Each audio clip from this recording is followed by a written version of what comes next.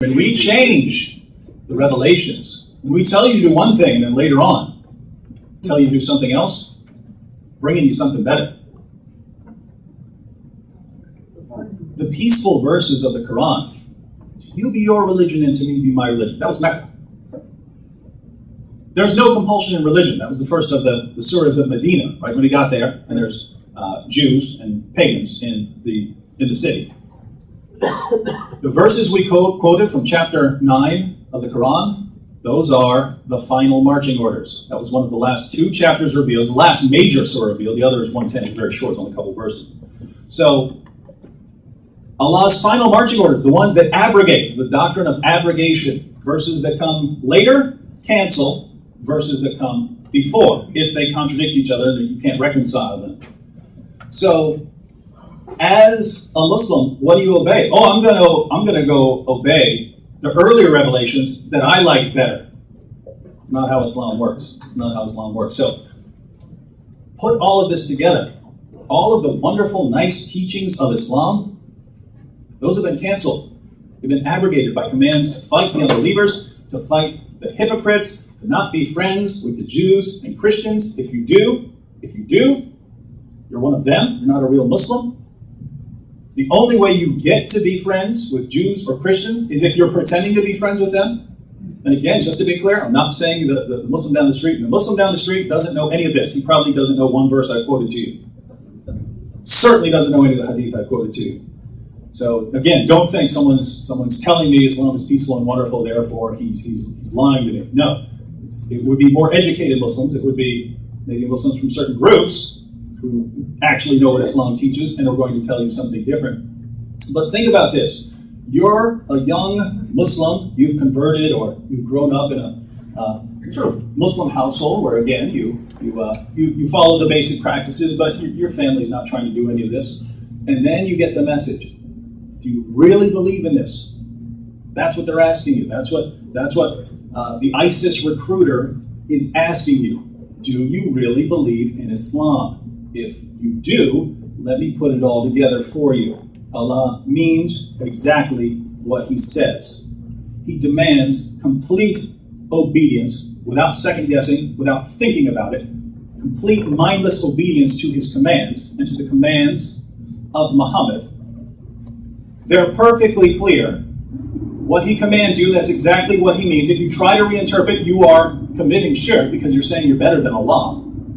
So you have to go with exactly what He says. You recognize that there are conflicting verses here. He gives you the only principle you need for figuring out what you're supposed to follow. That's the doctrine of abrogation. So don't appeal to those earlier verses and think that that's what you're supposed to do as a Muslim.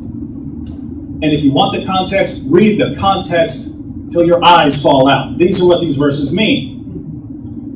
So you, as a Muslim, you now have a decision. You either go out and fight, you either go start killing the unbelievers and the hypocrites, you either start chopping the heads off apostates, or you sit here and live as a fake Muslim. What are you going to do? Now that, as far as I can tell, is a pretty airtight case for radicalization. That's the message that gets proclaimed by recruiters who are getting these young Muslims, and even a lot of times it's even Muslim girls and Muslim women who are going over there, to do their part in the jihad. How do you get around this? Well, there's only a couple ways around it. One, you can be completely ignorant, and most people are. You can be completely ignorant of what this teaches. That's a way around it. You don't have to deal with what Islam teaches if you have no clue what it teaches. So you can be completely ignorant of it. You could reform it.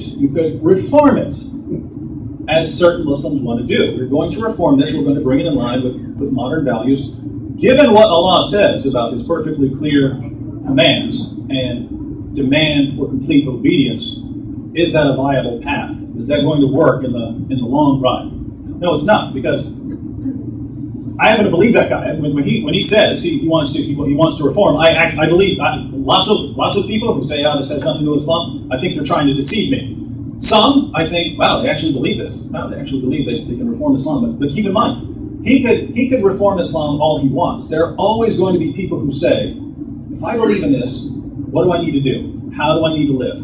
Well, I don't get to do what he's doing. I don't get to do that. Allah says I'm an unbeliever and a hypocrite if I do that. So I need to do something else. What do I need to do? Fight those who do not believe in Allah. If I show up before Allah, I don't have wounds on my body, I'm in trouble. I'm deficient Muslim. If I die without fighting, I die in one of the branches of hypocrisy, I better get to fighting. I'm scared now. I want to get to paradise. Now I'm terrified. Well, I better go act like I'm taking this seriously. So I'd say there's not a lot of room around this. Again, you can ignore it. You can try to reinterpret and reform it. But at the end of the day, there are people who just aren't going to ignore it. They're not going to reinterpret. Once they believe, this is the word of Allah, I'm going to do my best to obey, and that's why you have ISIS.